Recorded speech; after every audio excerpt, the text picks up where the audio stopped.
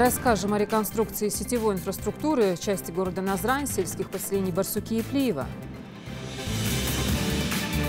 Хаваш Газгиреев поднял ингушский флаг над Килиманджаро.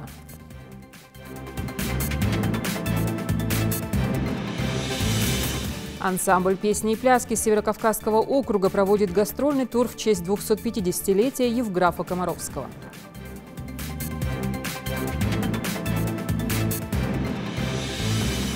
Здравствуйте, это новости 24.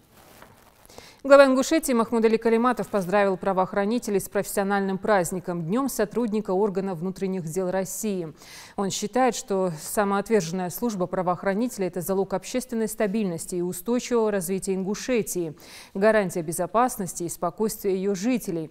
По его словам, в рядах органов внутренних дел республики работают высокопрофессиональные и преданные своему делу специалисты. Калиматов выразил слова благодарности всем сотрудникам органов внутренних дел, а также ветеранам, которые внесли достойный вклад в дело защиты законности и правопорядка и общественной безопасности республики.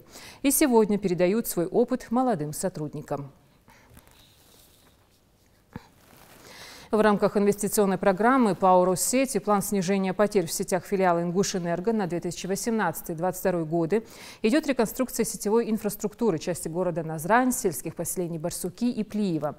Общий объем финансирования этого мероприятия по строительству и реконструкции сетевых артерий республики превысит 500 миллионов рублей. Репортаж нашего корреспондента.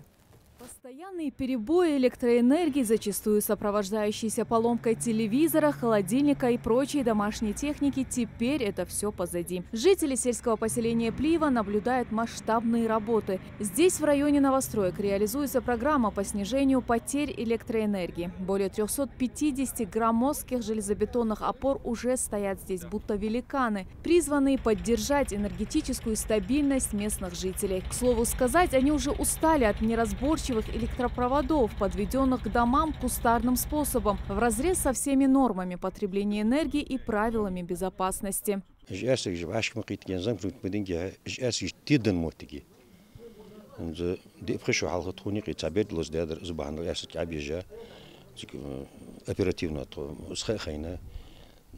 сразу откачать ямара, медицин разбираться даже, не спонсорить сразу откачать ямара, сбить даже ледолж до разбитки. Штамаж не слур, ансхитря худац, новый асет холч, новый гал холчтин. Маснаюр такая чаете хотя бы часть муха. Тунч он ослуханту. Смотришь, не смолой устор, мог махинге замыкание школ, асенгеш Олег, ах аварийный бригаде езжишь, что проблематичная ситуация жмути. Ансер асенг давил бол уже кабель издедолж, змаслолж до хам уже. هذا الدسم أتأخذ ناخا خد سبولش تأخذ بيسنيق شسات قصاد دانشان وز تبيزش. Подобная реконструкция в первую очередь включает в себя подвес самонесущего изолированного кабеля более 56 километров. Программа по снижению потерь уже охватила более 200 улиц, и около 6 тысяч потребителей уже в ближайшее время смогут оценить такую реконструкцию. Вы знаете, что у нас самая большая проблема с электроснабжением – это во всех населенных пунктах в районе новостроек. Поэтому именно эти районы мы решили охватить в первую очередь. Я думаю, к концу года, когда эта программа завершится, потребители наши, жители вот этих населенных пунктов, этих улиц, они ощутят существенное улучшение качества электроснабжения. У них будет, я надеюсь, не меньше 220 вольт. Учитывать пожелания жителей переместить опору чуть в сторону или подальше от дома позволяет регламент и памятка по безопасности вблизи линии электропередач. Если расстояние между опорами может доходить до 35 метров, то допустимое расстояние в населенной местности от земли до низшей точки должна составлять около 7 метров. В основном именно план, 80% Плиева яни уже есть яни. Баги практически масна дела диантра до девятки. Ясик бы сату то бы шанс тоже 30% мы комиссия ясик когда то есть. Дукаю районе уже новый ясик датиха нахат святачка уже взято. По словам Омара Плиева, многочисленные жалобы местных жителей, связанные либо со слабой подачей электроэнергии, либо ее частичным отсутствием, были одной из главных проблем села. Постоянно не хватало электроэнергии. В общем, там, где ложом был 220 вольт, 150, я ложу 160, я ложу марки Халсер. Сейчас, я надеюсь, таких проблем не будет. Масштаб такой работы будет увеличиваться. В следующем году более 10 тысяч потребителей будут переведены на новый уровень энергообслуживания. Голые провода будут заменены на изолированные, и до потребителя будет доходить полноценное напряжение в 10 тысяч вольт. Светлана Томова, Адам Мережков, Адам Далаков. Новости 24. Хаваш Газгиреев поднял ингушский флаг над Килиманджаро. Он не профессиональный альпинист, скорее любитель-экстремал, но его настойчивости в достижении цели можно позавидовать. Он уже покорил Эльбрус, переплыл Босфор. Накануне молодой человек приехал на родину, в Ингушетию. Его встретил мой коллега Зелимхан Калоев.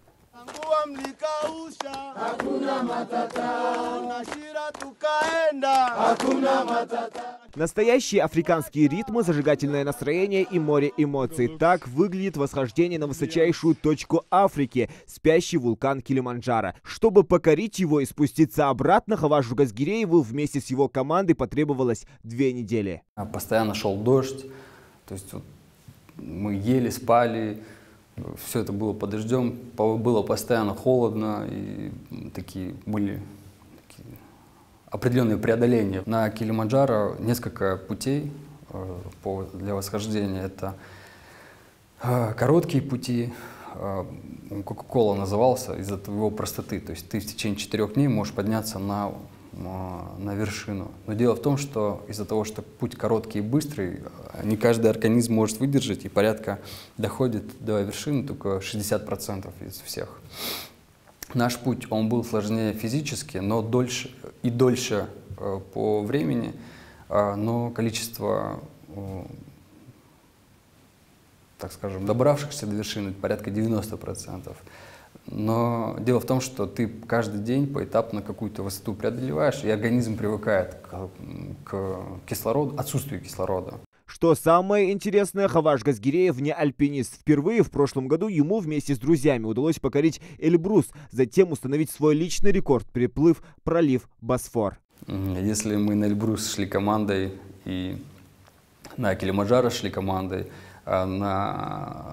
заплыв через Босфор, получилось так, что я остался один на финише, уже перед соревнованиями этим непосредственно. То есть нас было сначала 5-6 человек, затем после Нового года осталось 3, и уже в мае месяце последние 2 человека сказали, что они не смогут переплыть по определенным каким-то рабочим или семейным причинам.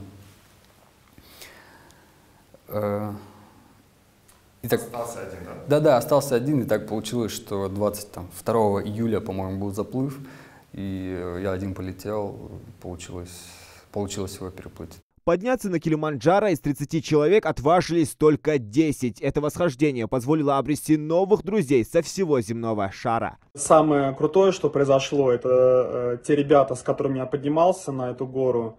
Нас было 10 человек, все абсолютно разношерстные, все разные, но при этом все образованные, умные, лидеры, и все участвуют в бизнесе и каким-то образом с пользой тратят свое время и проводят свою жизнь.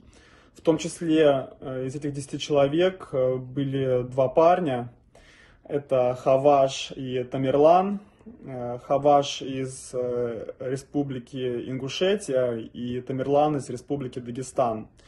Эти ребята, конечно, были заводилы в нашей компании, очень мощно физически подготовлены. Хавашу Газгирееву удалось не просто подняться на Килиманджаро, но и развернуть на вершине вулкана главный символ родного края – ингушский флаг. Да, что у нас получилось, в первую очередь получилось подняться, в вторую очередь получилось подняться всем, в третью очередь, что просто это достаточно долгий процесс. Нельзя сказать, что вот мы вчера это придумали, и сегодня залезть на гору, сделать восхождение очень тяжело. Определенная физическая подготовка, моральная, психологическая, очень много факторов. Конечно, да, была гордость, и я очень рад был, что я все-таки взял флаг, и мне посчастливилось его там поднять. 30-летний парень только открывает для себя новые вершины, малоизведанные земли. Для него это живые эмоции, настоящий адреналин. Какая цель у экстремала на будущее, пока не ясно. Но, возможно, уже совсем скоро, после очередного захватывающего путешествия, мы услышим его имя снова. Зелимхан Калоев, Марбек Миржоев, Новости 24. Ансамбль песни и пляски Северокавказского округа Росгвардии проводит гастрольный тур в честь 250-летия Евграфа Комаровского, основателя внутренней стражи России, специального полицейского формирования. Накануне ансамбль посетил Сужинский дом культуры. Все подробности в сюжете. Актовый зал переполнен местными жителями Цунжского района. Они впервые знакомятся с творчеством ансамбля, входящего в состав Росгвардии. В репертуаре песни патриотического содержания, а также знакомые русские переплясы.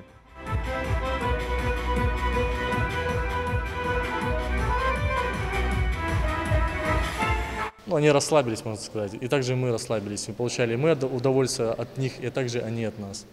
То есть замечательная публика, то есть мне все устраивало, то есть было комфортно. Надеюсь, что мы еще приедем сюда обязательно. Алексей Чуйков играет на аккордеоне уже 20 лет. Еще в 1 классе он выбрал для себя школьную секцию, где он стал изучать ноты и научился чувствовать музыкальный инструмент. После школы его призвали в армию. Здесь он стал дальше развивать свои таланты, занимаясь любимым занятием в музыкальной роте. Я служил срочную службу в городе Адлер. Служил и вообще думал, чем заняться в дальнейшем. То есть, до этого я занимался, то есть учился в Академии народной культуры города Краснодара. И думал, чем заняться. То есть дальше, что пойти куда. И в ансамбль приехал на гастроли, вот это, в котором я еще не был. Приехал на гастроли, и я подумал, почему бы и нет. Я подошел к руководителю, и в этом же концерте выступил. То есть вроде все устроило, и буквально там через месяц я перевелся в этот ансамбль. Концерт впечатлил всех присутствующих зрителей. Многие из них уже были знакомы с творчеством ансамбля по телевизионным трансляциям. Но на живом концерте они присутствовали впервые. На показе сегодня были самые разные выступления. Мероприятие стало темой обсуждения у молодых и взрослых. Основная изюминка ансамбля – это живая музыка. Мне очень понравился этот концерт. Он действительно показал, что народы могут быть едины. И действительно было много очень профессиональных артистов, и мне кажется, каждый выполнил свою роль прекрасно. Особенно мне запомнился номер, когда все участники вышли и показали свои номера. То есть там был и танец, и музыкальное исполнение. И мне кажется, что это было все очень организованно, синхронно и очень красиво. Впечатления остались очень положительные, эмоции положительные. Выступают артисты вживую, это очень радует, нет никакой фонограммы. Мы живой голос очень редко слышим, и мы очень довольны сегодняшним концертом. Мнение ни одной меня, мнение всех зрителей. Образованную 250 лет назад внутреннюю стражу можно считать предшественником войск Национальной гвардии. После создания этой структуры граф Комаровский 18 лет командовал стражниками, обеспечивая покой и порядок в России. Ансамбль Росгвардии и сегодня чтит своего первого преподавателя, с чем и связаны гастроли по всему Северному Кавказу. Событие очень широко празднуется и отмечается. Мы впервые в Сунже и впервые в этом замечательном Дворце культуры. На самом деле уникальное здание, уникальные стены. Было приятно познакомиться с новой публикой, с новым зрителем, с новыми руководителями. Для нас это очень интересно, это какие-то закладываются новые традиции в том числе. Хотя в Ингушетии мы уже не впервые, но чаще мы выступали в Назране, на столичной сцене. Но сегодня мы благодарны судьбе, благодарны нашему руководителю, генералу-лейтенанту Игорю Алексеевичу Гетманову, то, что он направил нас сюда, в этот замечательный уютный уголок Ингушетии. Я с большим удовольствием сегодня мы подарили все артисты коллектива свое творчество и искусство нашим юным и не очень юным зрителям. На этом концерте их тур не заканчивается. Впереди такие города, как Назрань, Нальчик, Черкесск и Пятигорск. До каждого крупного города Северного Кавказа они донесут свои песни и пляски. Идрис Ижиев, Адам Булоев, Адам Далаков, Новости 24. В Малгобеке взялись за строительство многофункционального спортивного комплекса. Этот уникальный объект появится благодаря удачной защите его авторов на Северокавказском форуме «Машук». Игровое поле будет комбинированным, оборудовано для нескольких видов спорта. Охват 20 на 40 метров. Репортаж Харна Аздоева.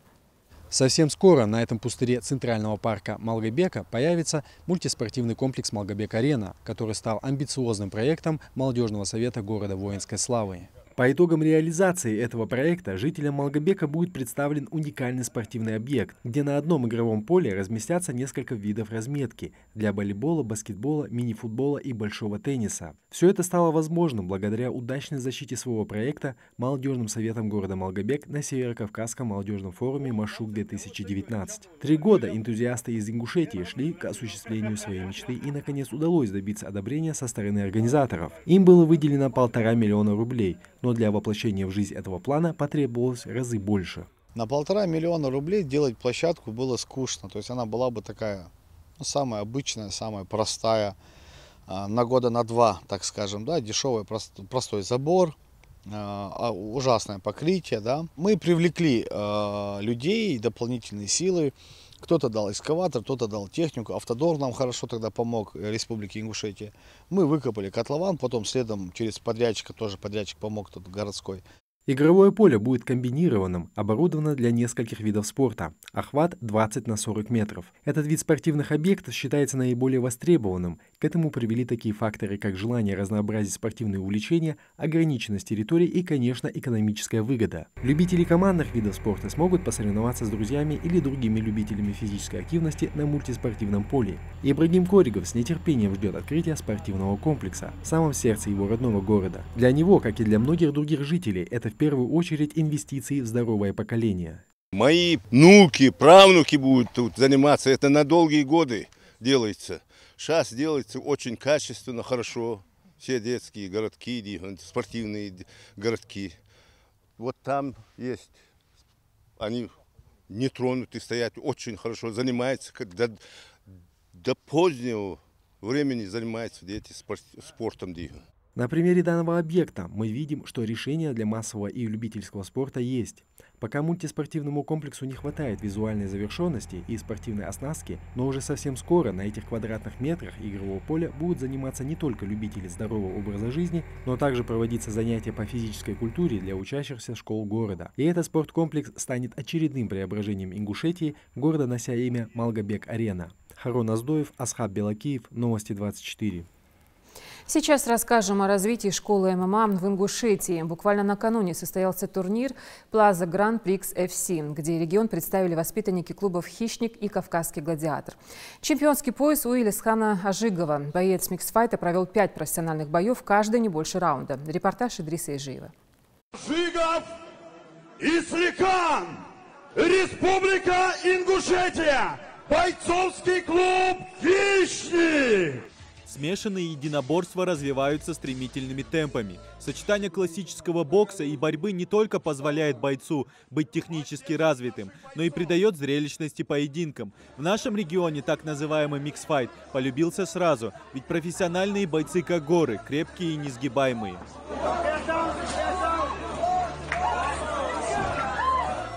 5 профессиональных боев, которые не продлились больше раунда. Таков рекорд подрастающей звезды ММА Илисхана Ажигова. Базовый дзюдоист, который владеет хорошей ударной силой, просто обречен на успех в этом виде спорта.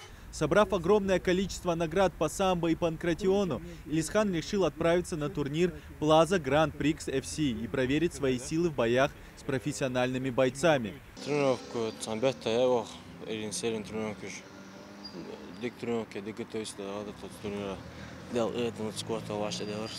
Ударки борьба нормальная версия.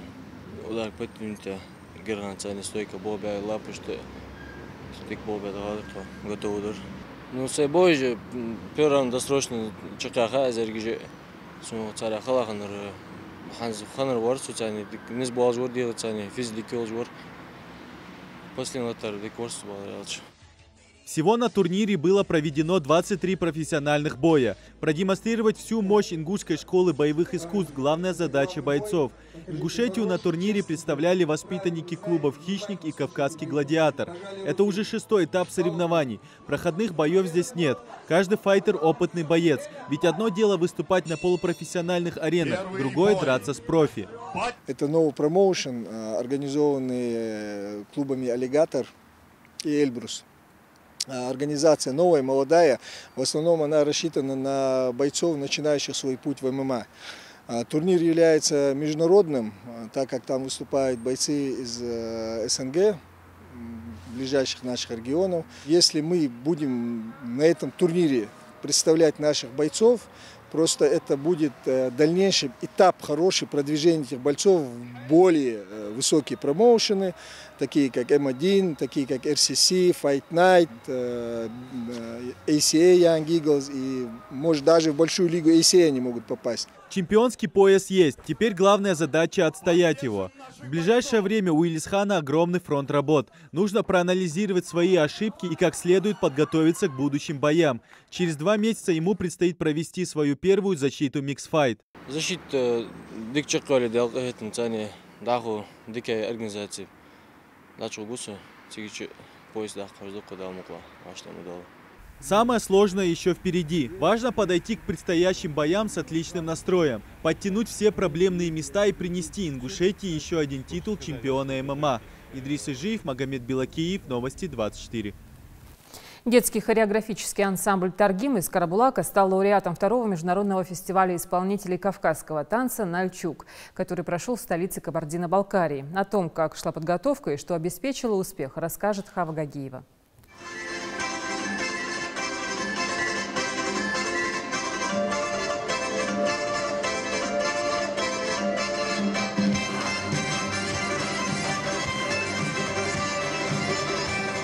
К хорошему быстро привыкают. С таким девизом на протяжении нескольких лет танцуют участники детского хореографического ансамбля. Кажется, только недавно они приезжали с очередной наградой, а уже отличились своим превосходным выступлением.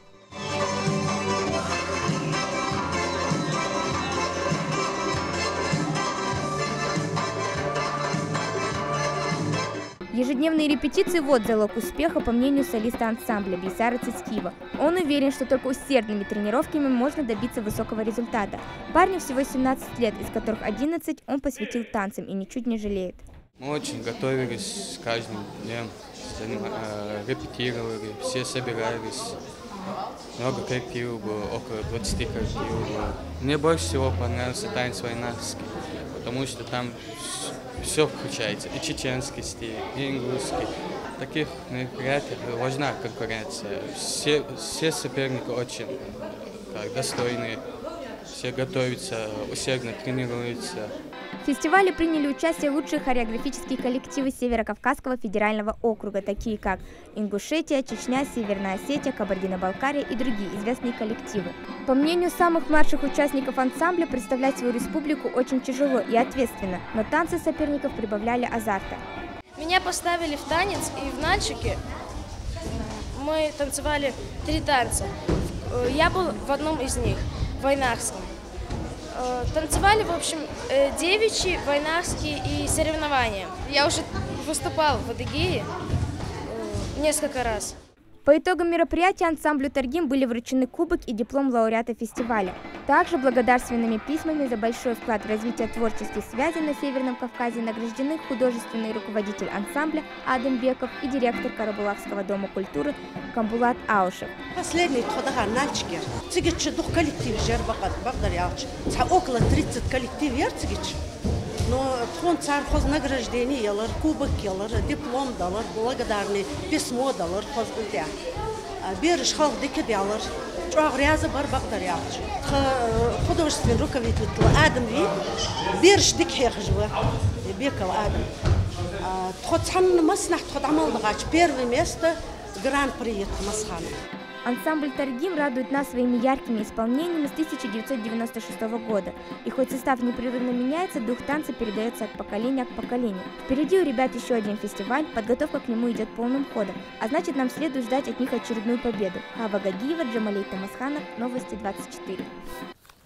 Следите за новостями на канале Ингушетии. До встречи в эфире.